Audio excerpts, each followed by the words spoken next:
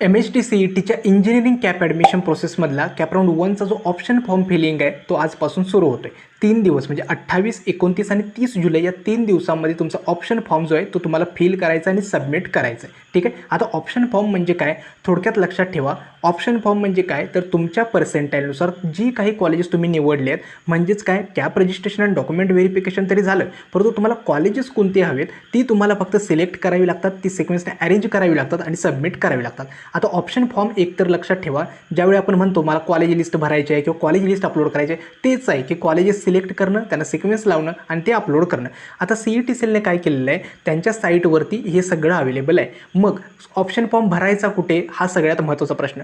जर तुमच्याकडे घरी लॅपटॉप असेल, तुम्हाला व्यवस्थित ते चालवता येत असेल, PC असेल तर सुद्धा तुम्ही घरून सुद्धा भरलात तरी चालेल. कारण का खूप इझी प्रोसेस आहे, इतकं काही डिफिकल्ट नाही आहे. दुसरा महत्त्वाचा प्रश्न, सायबर कॅफे किंवा स्क्रुटनी सेक्टर जे इंजिनिअरिंग कॉलेजेस आहेत तिथून सुद्धा तुम्हाला फॉर्म भरता येतो. फक्त काळजी काय घ्या, कुठेही तुम्ही ज्यावेळी घाई गडबडीमध्ये फॉर्म सबमिट करू नका.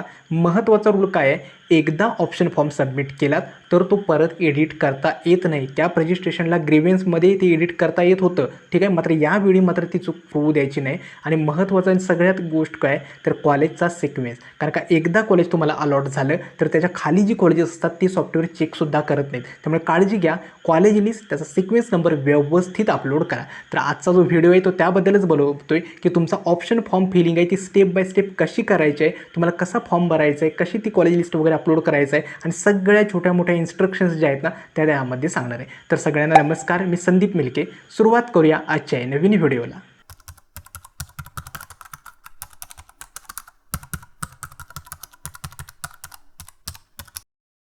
तर व्हिडिओला सुरुवात करण्याची छोटीशी एक अनाउन्समेंट, ज्या मुलांना अजूनसुद्धा पर्सनल काउन्सिलिंग बॅचमध्ये एनरोल करायचं आहे, आमचे रजिस्ट्रेशन चालू आहेत, नक्की एनरोल करा.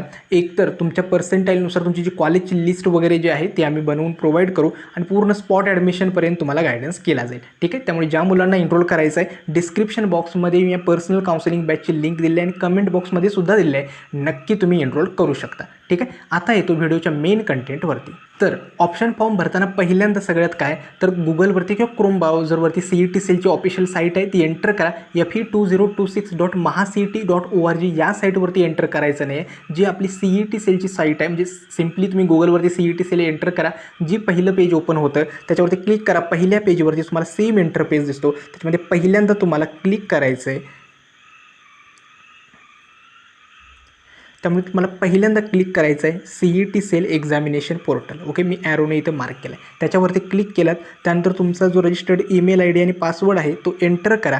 एंटर केल्यानंतर नेक्स्ट पेज आहे ते सेंट्रलाइज्ड कॅप रजिस्ट्रेशन प्रोसेस, त्यावरती क्लिक करा. नेक्स्ट आहे ते म्हणजे टेक्निकल एज्युकेशन आहे, त्यावरती क्लिक करा.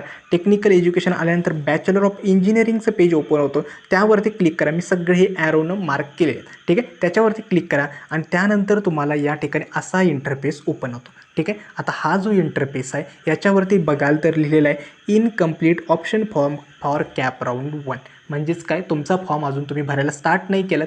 ज्यावेळी तो फॉर्म कंप्लीट होतो त्यावेळी तो स्टेटस देतो कॅप राऊंड 1चा ऑप्शन फॉर्म जो आहे सक्सेसफुली सबमिटेड, ठीक आहे. त्यामुळे हा जो आहे इथूनपासून आपला कॅप राऊंड फॉर्म भरायला स्टार्ट होतं, ठीक आहे. आता याच्या खाली 18 इन्स्ट्रक्शन्स जवळजवळ CET सेलने दिले आहेत, त्या तुम्ही वाचू शकता. थोडक्यात मी तुम्हाला सांगतो त्या काय आहेत.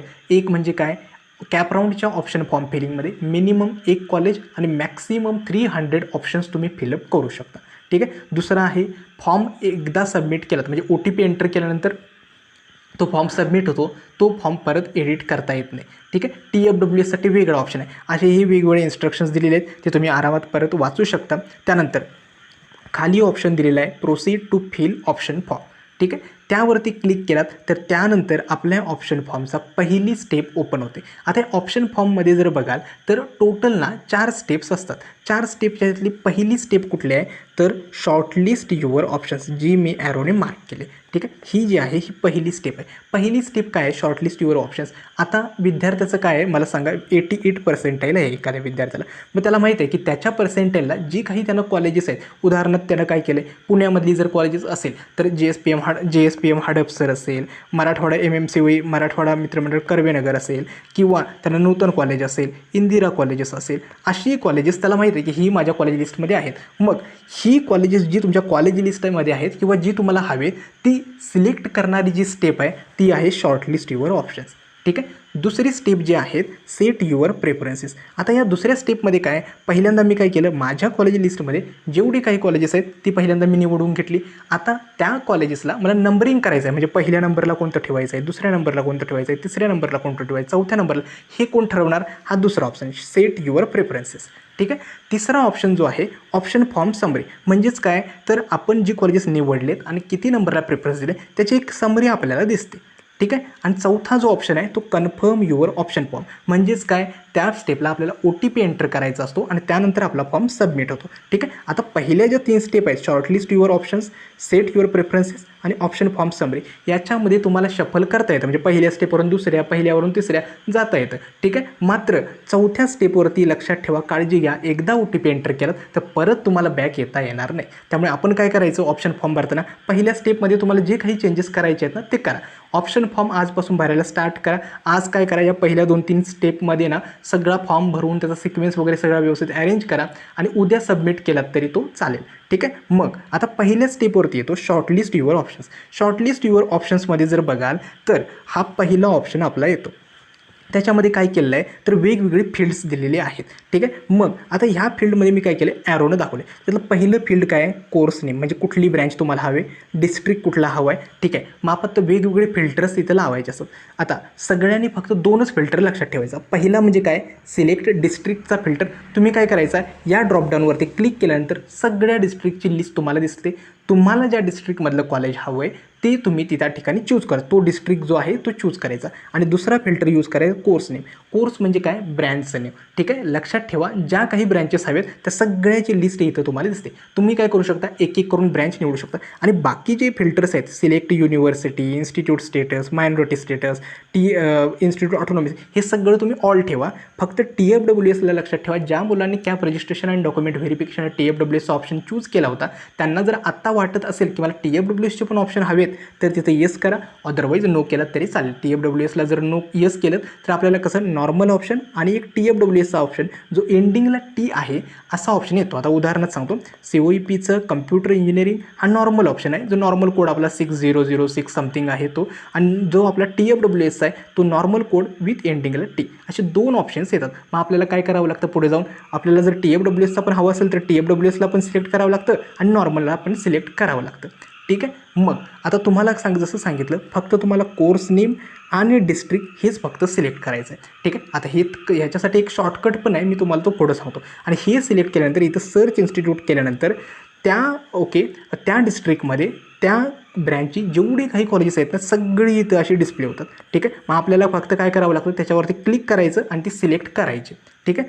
तर आता इथं समजा मी काय केलं, एखादा डिस्ट्रिक्ट मी समजा मुंबई निवडला आणि जी ब्रँच आहे ना, ब्रँच तेवढे व्यवस्थित निवडा. कारण का इथं काय होतं, भरपूर ब्रँचेसची नावं सेम आहेत. कम्प्युटर इंजिनिअरिंग वेगळे आहे, कम्प्युटर सायन्स आणि इंजिनिअरिंग वेगळे आहे. त्यामुळे जी सीट मॅट्रिक्स जे CET सेलने दिलेलं आहे ते रेफर करा. त्याच्यामध्ये सगळी ब्रँचची नावं एक्झॅक्टली ती इथं सर्च करा, ते आपल्याला मिळून जाते. ठीक आहे. सो सपोज मी काय करेल, बाकी सगळे ऑप्शन इथं ऑल ठेवले, डिस्ट्रिक्टमध्ये मुंबई सिलेक्ट केलं आणि इथं मी समजा कम्प्युटर इंजिनिअरिंग सिलेक्ट केलं, तर काय होईल, तर मला त्या स्पेसिफिक ब्रँचसाठी त्या डिस्ट्रिक्टमध्ये मुंबईमध्ये जेवढी काही कॉलेजेस आहेत ना ती सगळी मला दिसत आहेत. ठीक आहे. मग आता ह्या दिसलेल्या कॉलेजमधून मला काय करायचं आहे, मला कोणकोणती हवेत ती सिलेक्ट करायची. ती कशी करायची, इथं सिलेक्टचा एक कॉर्नरला ऑप्शन दिलेला आहे. ठीक आहे. त्याच्यावरती काय करायचं, तुम्ही ड्रॉपडाऊनला इथं सिलेक्ट करायचं. आता उदाहरणार्थ मला काय हवं आहे, VGTI हवं, मी इथं टिक करेल, ऑटोमॅटिकली कर्सर नेला तर ते टिक करेल. त्यानंतर काय करेल, बिला विद्यालंकार हवं तर विद्यालंकार पण टिक करायचं.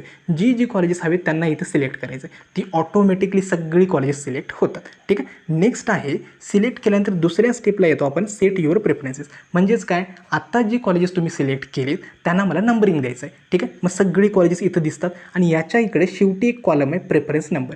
मग आपल्याला काय करायचं आहे, इथं सेट प्रेफरन्सेसचा एक कॉलम आहे, त्याच्यामध्ये फक्त 1 बाय 1 क्लिक करत जायचं. समजा मी काय करेल, हे सेंट जॉन कॉलेजचं आहे, या बॉक्सला टिकमार्क केलं, पहिल्यांदा टिकमार्क केलं तर इथं 1 नंबर येतो.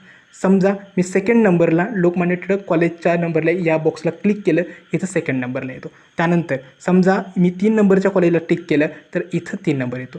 इथं 4 नंबरला. त्यामुळे जर तुम्हाला ज्या कॉलेजला वाटतंय की मला हे पहिल्या नंबरला हवं, फक्त या बॉक्सला टिक करा, इथं तो नंबर येतो सिक्रियली.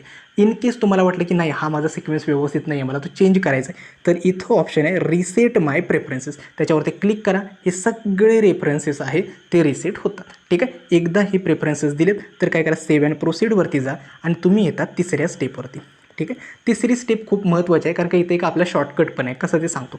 तिसऱ्या स्टेप म्हणजे काय, तर आपण जी कॉलेजेस निवडली होती आणि जे ज्यांना प्रेफरन्स नंबर दिले होते ते सगळे इथं दिसणार आहेत. म्हणजे पहिल्या नंबरला माझं कुठलं कॉलेज आहे, दुसऱ्या नंबरला आहे, चौथ्या नंबरला आहे, पाचव्याला आहे, सहाव्या, सातव्या. आता समजा तुम्हाला काय करायचं आहे, तर प्रत्येक ठिकाणी पहिल्या स्टेपला जर बघाल तर तुम्हाला काय करावं लागतं, युनिव्हर्सिटी पहिल्यांदा काय डिस्ट्रिक्ट सिलेक्ट करावं लागतो, ब्रँच सिलेक्ट करावी लागते, चूज करत बसलो. म्हणजे प्रत्येक वेळी हे चेंज करत बसावं लागतं. म्हणजेच काय, डिस्ट्रिक्ट चेंज करा, ब्रँच चेंज करा, सिलेक्ट करा, ब्रँच चेंज करा, सिलेक्ट. त्याच्यापेक्षा एक सोपा उपाय काय आहे, तर या तिसऱ्या स्टेपमध्ये इथं आहे इन्सर्ट चॉईस कोडचा ऑप्शन, याच्यावरती क्लिक करा. क्लिक केल्यानंतर काय करेल, तर तुम्हाला युनिव्हर्सिटी सिलेक्ट करा येईल. मग तुम्ही काय करू शकता, कुठली युनिव्हर्सिटी निवडा. समजा मला सावित्रीबाई फुले पुणे युनिव्हर्सिटी, म्हणजे पुणे युनिव्हर्सिटीच्या अंडर ऑटोनॉमस किंवा नॉन ऑटोनॉमस किंवा गव्हर्नमेंट जेवढी कॉलेजेस आहेत ती सगळी इथं डिस्प्ले होतात. ठीक आहे, मग त्या युनिव्हर्सिटीवरती क्लिक करा. पुणे युनिव्हर्सिटीच्या अंडर जेवढी कॉलेजेस आहेत ना ते सगळे डिस्प्ले होतात. त्याच्यातलं एक समजा कॉलेज निवडा. मी समजा कळले MMCOE कॉलेज निवडलं, तर त्या MMCOE कॉलेजच्या सगळ्या ब्रँचेस तिथे डिस्प्ले होतात. मग आपण काय करू शकतो, एक एक करून ते ब्रँच सिलेक्ट करू शकतो. म्हणजे प्रत्येक वेळी तुम्हाला ब्रँच चेंज करायची गरज नाही. आपण फक्त काय करायचं, डायरेक्टली युनिव्हर्सिटी सिलेक्ट केली, ते कॉलेज चूज केलं आणि त्याच्या सगळ्या ब्रँचेस आहेत त्या निवडून घेऊ शकतात. त्यामुळे हा इन्सर्ट चॉईस कोड आहे, हा आपला शॉर्टकट असणार आहे, तो तुम्ही यूज करा.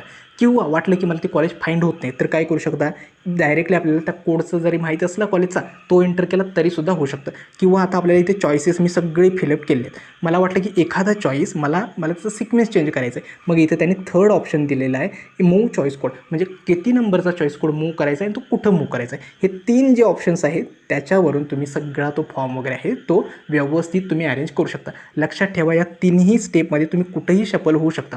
आता मला वाटलं की मी ही फक्त 7च कॉलेजेस ॲड केलेत, मला अजून कॉलेजेस ॲड करायचे आहेत. मग मी काय करेल, या इन्सर्ट चॉईस कोडवरती क्लिक करेल, युनिव्हर्सिटी निवडेल, जेवढी कॉलेजेस आहेत त्याच्यामधून मला जे हवं ते कॉलेज निवडेल, त्याच्या सगळ्या ब्रँचेस निवडेल आणि परत मागे जाईल दुसऱ्या स्टेपवरती आणि परत मी तेथे प्रेफरन्सेस निवडेल. ठीक आहे, आता एकदम जर सगळी कॉलेजेस निवडलात ना 100-150 वगैरे, तर थोडं ना लॉगआउटचे थोडे इश्यू होतात. मग त्या केसमध्ये तुम्ही काय करायचं, तर आपण काय करायचं, थोडी 20 ते 25 कॉलेजेस निवडायची, त्यांना सिक्वेन्स द्यायचं, सेव्ह आणि प्रोसीड करायचं, पुढे जायचं. असं केलं तर थोडं जरा ते बरं होईल सिलेक्ट केलं तर. ठीक आहे, त्यानंतर आय होप ही तिसरी स्टेप तुम्हाला समजली असेल. ऑप्शन फॉर्म समरी, या 3 ऑप्शनचा व्यवस्थित उपयोग करा, याच्यावरून तुम्हाला तुमचे कॉलेजेस वगैरे ना व्यवस्थित सिलेक्ट करता येतील. ठीक आहे, आता हा जो सिक्वेन्स आहे ना सगळ्यात जास्त मॅटर करतो. ते सॉफ्टवेअर काय करतं, 1 बाय 1 कॉलेज चेक करत येतं. ठीक आहे, समजा विद्यार्थ्याचं पहिलं कॉलेज जरी कॅप राऊंडला ऑटो फ्रीज झालं तर तुम्हाला नेक्स्ट राऊंडला जाता येत नाही. ते अवॉइड करायचं असेल तर असं कॉलेज ठेवा जे आपल्याला कधीही मिळणार नाही. उदाहरणार्थ COEPचं कम्प्युटर सायन्स अँड इंजिनिअरिंग ठेवा, जेणेकरून त्याचा कट ऑफ जास्त आहे, ते कधीही आपल्याला मिळणार नाही. ऑटो फ्रीज अवॉइड करून तुम्ही पुढच्या राऊंडला जाऊ शकता.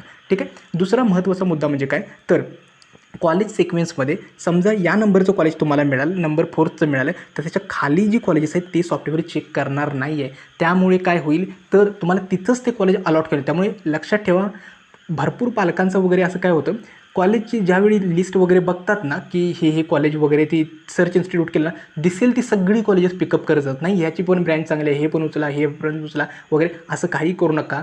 अशा काही ब्रँचेस आहेत किंवा अशी काही कॉलेजेस आहेत, उगाचच 300 चॉईसेस भरले म्हणजे होत नाही. जेवढी लिस्ट छोटी सिम्पल ठेवा तेवढं तुम्हाला सिक्वेन्स मेंटेन करायला इझी जातो. म्हणजे जर पर्सेंटेज कमी असेल ऑब्व्हियसली 100 to 115 50 कॉलेजेसपर्यंत असू शकतात.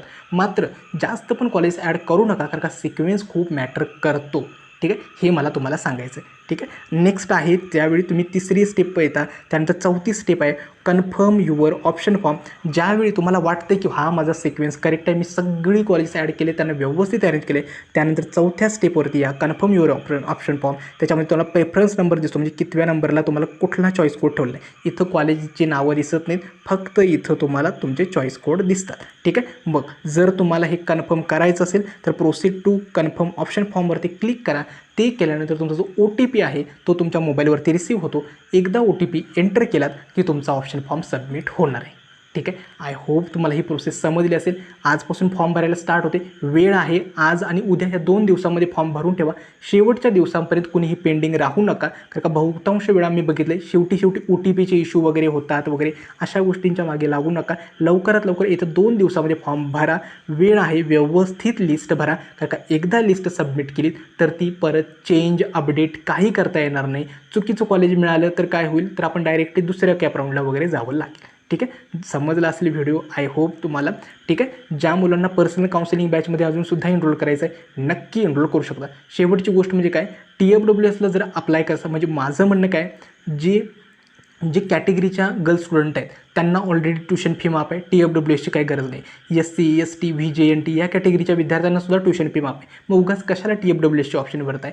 जे काही नॉर्मल आपले SCBC असेल, EWS असेल, OBC असेल, याचे मेल कॅन्डिडेट म्हणजे बॉईज स्टुडंट्स असेल त्यांनी TFWSला अप्लाय केलं तर चालेल.